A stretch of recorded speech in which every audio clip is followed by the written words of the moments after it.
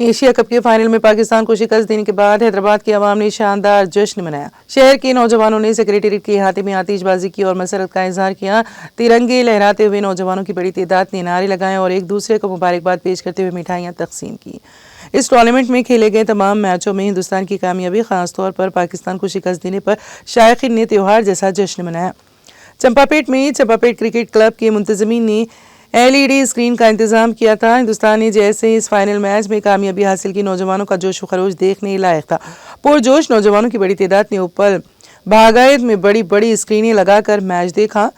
Team India की कामयाबी पर खुशियों का समा देखा गया। शहर के कई इलाकों में बच्चे और नौजवान सड़कों पर कौमी परचम थामे रक्स करते नजर आए। बास मुकामात पर रात देर गए तक आतिशबाजी का सिलसिला जारी रहा।